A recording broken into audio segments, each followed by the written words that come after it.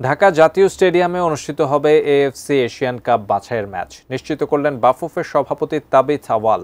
এই ম্যাচ দিয়ে দেশের মাঠে জাতীয় দলে অভিষেক হতে যাচ্ছে হামজা চৌধুরী ও সমিত সোমের।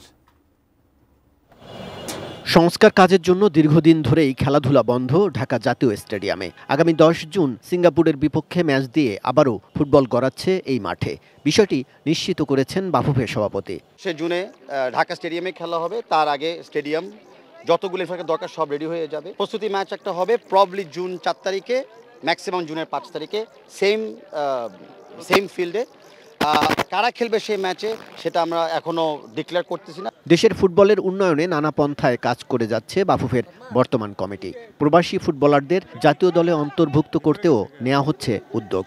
এরই মধ্যে হামজা চৌধুরীর আগমনে দেশের ফুটবল পেয়েছে নতুন মাত্রা। সেই ন্যাশনাল স্কোয়াডটা আমরা ম্যাচের 7 দিন আগে ঘোষণা করব।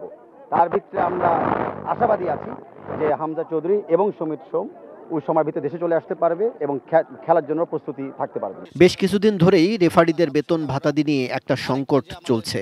সেই সংকট কাটিয়ে উঠতে কাজ করছে বাফুফে।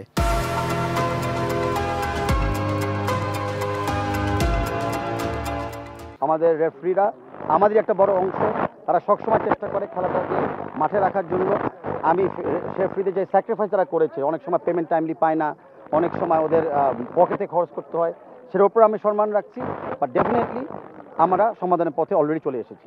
এদিকে ভারত পাকিস্তান দ্বন্দ্বে অরুণাচলে থাকা অনূর্ধ্ব 19 জাতীয় ফুটবল দলের সদস্যদের নিয়ে দেখা দিয়েছে উদ্বেগ। তবে বাফুফে সোচ্চার রয়েছে যুবাদের নিরাপত্তা নিয়ে। 19 প্লেয়াররা যেখানেই থাকুক তারা আমাদের নজরেও থাকবে, হেফাজতে থাকবে।